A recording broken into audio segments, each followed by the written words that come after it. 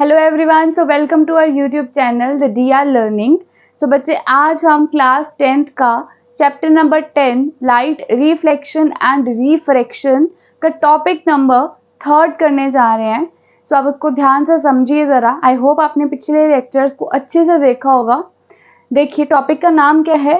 Various cases formation of image by convex mirror. So पिछले class में आपको मैंने कनकेव मिरर का केस बताए थे। अब मैं आपको कन्वेक्स मिरर के केसेस बताऊंगी। ठीक है, चलिए देखते हैं। फर्स्ट केस क्या है?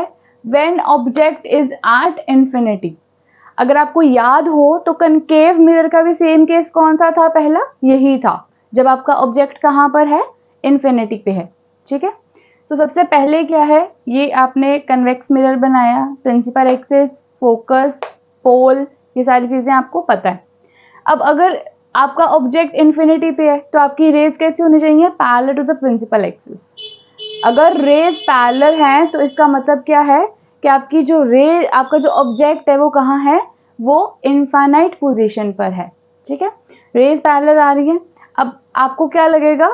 आपको लगेगा कि रेज जो हैं वो कहाँ से, आपको ऐसा अपेयर होगा कि वो कहाँ पर मीट कर रही हैं? वो फोकस पर मीट कर रही हैं, बट एक्चुअल में वो इधर को चली जाती है। एक्चुअल में रे जो है वो इधर को चली जाती है। ठीक है, तो ये आपको मैंने मिरर के बारे में बताया था। ये मिरर कौन सा मिरर है? ये लायर है। ठीक है, तो लायर का मतलब ये आपको ऐसे दिखाएगा कि मैं इमेज बना रहा हूँ, बट एक्चुअल में इमेज नहीं बना रहा। सो इसका जो नेचर है वो क्या है? Virtual image. ठीक, साइज क्या है? पॉइंट साइज, बिल्कुल एक बिंदु जैसी इमेज बनी है। पोजीशन क्या है? फोकस पर बनी है। ठीक है, तो इसको फटाफट से नोट कर लो। सो बच्चे, आई होप आपने कन्वेक्स मिरर का फर्स्ट केस अच्छे से कर लिया होगा। सेकंड केस की तरफ बढ़ते हैं। When object is at any position in front of the convex mirror. अब आपके माइंड में ये चल रहा होगा कि हमने कनकेव मिरर में कैसे पोजीशंस डिस्कस की थी ना, कि ऑब्जेक्ट हमारा इन्फिनिटी पे है, फिर बियॉन्ड 2f है, धीरे धीरे हर एक केस डिस्कस किया था। बट इसमें ऐसा नहीं है। इसमें क्या है कि आपका पहला केस बिल्कुल सेम है, इन्फिनिटी पे, बट दूसरे केस में अब आप ऑब्जेक्ट कहीं पर भी रख दें, चाहे आप 2f के पीछे रख दें, चाहे आप 2f पे रख दें, चाहे आप फोकस पे रख दें, चाहे बिटवीन फोकस और 2f रख दें, आपकी पोजीशन हर केस में वहीं पर बनेगी, एक ही जगह पर बनेगी। इसलिए यहाँ पर जो दूसरा केस है वो एट एनी पोजीशन वाला है, कि आप किसी भी पोजीशन पे रख दो, कोई फर्क नहीं पड़ेगा, इमेज को कोई फर्क नहीं पड़ेगा। तो यहाँ पर एट एनी पोजीशन का मतलब है कि आप किसी पोजीशन पे रख दो, किसी भी मर्जी पोजीशन पे रख दो। अगर आपको पेपर में 2f पोजीशन पे ऑब्जेक्ट पड़ा हुआ नजर आए, कन्वेक्स मिरर दिया हो, तो आपने यही केस करके आना है। ठीक है, एट एनी पोजीशन वाला। सो यहाँ पर क्या है? ये आपका क्या है? ऑब्जेक्ट है। This is object. Again object में से रेज निकलेंगी। रेज कैसे निकलेंगे? एक parallel to the principal axis. जो पैरेलल होती है वो किस में से पास होती है? फोकस में से। ये कौन सा मिरर है? कन्वेक्स मिरर है, तो इसमें अपेयर होगा। ठीक है, एक्चुअल में पास नहीं होगा, अपेयर होगा। तो एक्चुअल में रे कहाँ जाती है? यहाँ जाती है, बट हमें ऐसा अपेयर होता है कि ये फोकस से मीट कर रही है। ठीक, और यहाँ पर क्या है? एक रे हमने सेंटर ऑफ कर्वेचर में से पास करानी है। तो सेंटर ऑफ कर्वेचर वाला थर्ड रूल आपको आना चाहिए कि जब भी सेंटर ऑफ कर्वेचर में से रेज पास होती हैं तो इट विल रीट्रेसेस इट्स पाथ। ये उसी डायरेक्शन में रे को भेज देता है, सेंटर ऑफ कर्वेचर। ठीक है, तो यहाँ पर जब आपने रे पास करवाई तो यहाँ पर रे जो है उसने रीट्रेस कर लिया, तभी यहाँ पर एक एरो आने इधर जाने वाला, एक एरो इधर वापस आने वाला। तो दो एरोज यहाँ पर यही बताते हैं कि इसने रीट्रेस किया है पाथ। ठीक है, जिस पॉइंट पर आपके दोनों रेज मीट करती हैं वहां पर क्या बनती है? इमेज बनती है। ठीक है, सो आपकी इमेज कहाँ कहाँ बन रही है? आपकी इमेज पोल और फोकस के बीच में बन रही है।